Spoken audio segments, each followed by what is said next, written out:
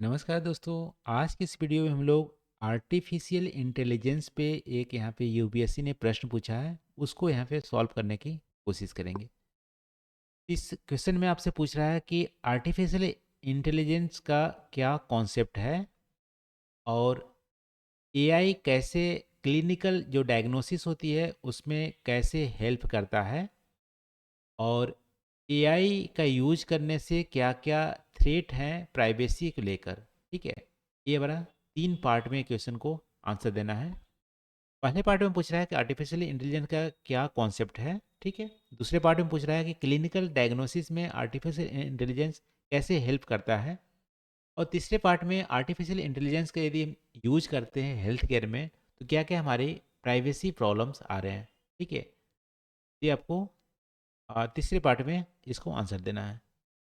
तो देखो, सबसे पहले आप आर्टिफिशियल इंटेलिजेंस को कैसे आप डिफाइन करोगे? देखो, आर्टिफिशियल इंटेलिजेंस सिंपल आप बोला जाए तो आर्टिफिशियल इंटेलिजेंस एक टेक्नोलॉजी होती है या एक तरह से हमारी मशीन को मशीन को ह्यूमन के इंटेलिजेंस जैसा सोचने को बनाने के एक तरीका होता है आर्टिफिशियल इंटेलिजेंस। ठीक है, तो आर्टिफिशियल इंटेलिजेंस मशीन लर्निंग का यूज करके जो कंप्यूटर सिस्टम होते हैं उसको इतना इन्हेंस कर देता है कि ह्यूमन की तरह वो सोच सकता है, ह्यूमन की तरह वो लर्न कर सकता है। ठीक है, ह्यूमन की तरह प्रॉब्लम को सॉल्व भी कर सकता है और डिसीजन भी ले सकता है।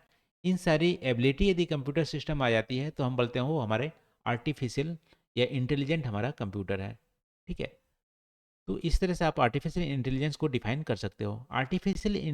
जो हमारी सिस्टम होती है उसमें भी हमारी दो तरह की होती है।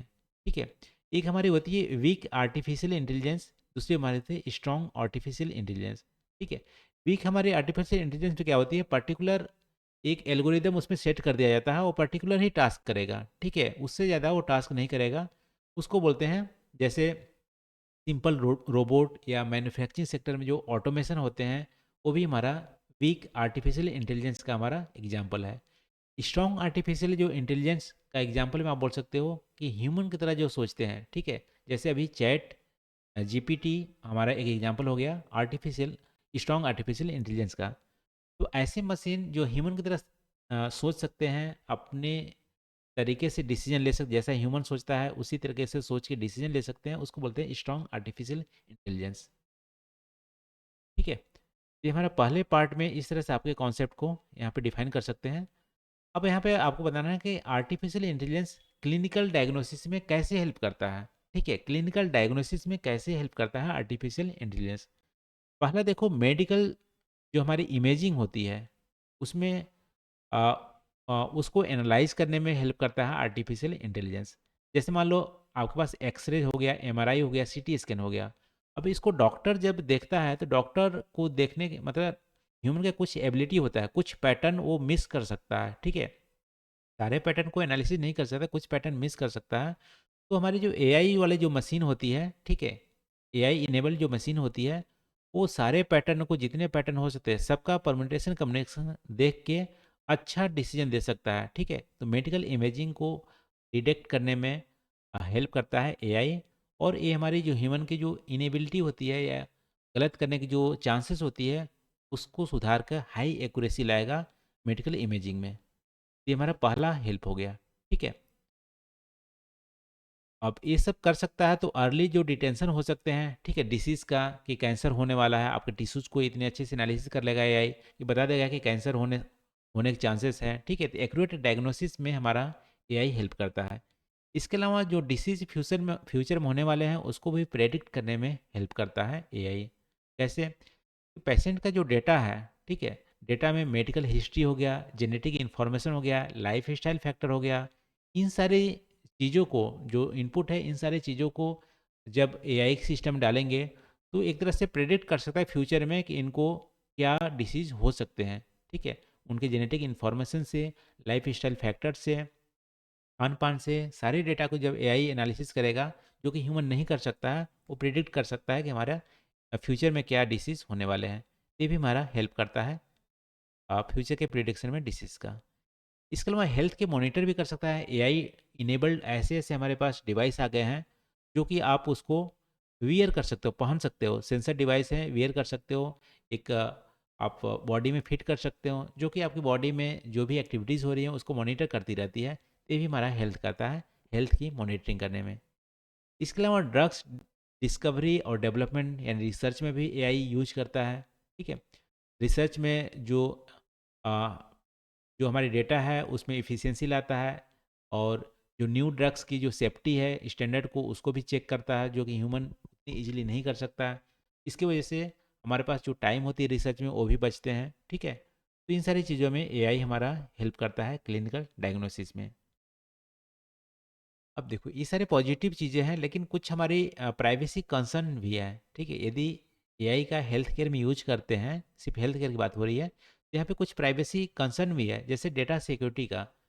मान लो इतने जो भी हेल्थ केयर से रिलेटेड जो डेटा होते हैं वो बहुत ही, आप बोल सकते हो कि प्राइवेसी उनमें ज़्यादा होता है। ठीक है, वो डिस्क्लोज नहीं होने चाहिए, अदरवाइज उनकी जो इंडिविजुअलिटी है वो खतरे में पड़ जाती है।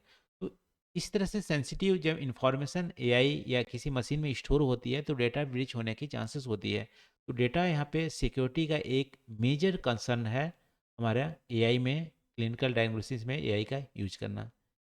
इसके अलावा डेटा जो कंसेंट होती है, आजकल अक्सर देखा जाता है कि जो पेशेंट से बोला जाता है कि आपके इन्फॉर्मेशन, हेल्थ इन्फॉर्मेशन का यूज कर रहे हैं, लेकिन हिडन जो एम होता है उसको नहीं बताया जाता है किसके लिए यूज कर रहे हैं। सिंपली बोल दिया जाता है आपके फ्यूचर के लिए या फ्यूचर प्रिडिक्ट करने के लिए या कॉमन गुड्स के लिए यूज किया जाता है, लेकिन हिडन मकसद भी कुछ और हो सकता है। तो डेटा के कॉन्सेंट मतलब क्लियर नहीं बताते हैं कि किस पर्पज से यूज किया जाता है। ठीक है, मोटा मोटा बताया जाता है इसके लिए यूज किया जाता है, लेकिन बहुत सारे टर्म और कंडीशन जैसा उनका हिडन हमारा अ, एक से मोटिव होता है जो नहीं बताया जाता है पेशेंट को। तो ये भी हमारे डेटा कंसेंट का एक प्रॉब्लम है।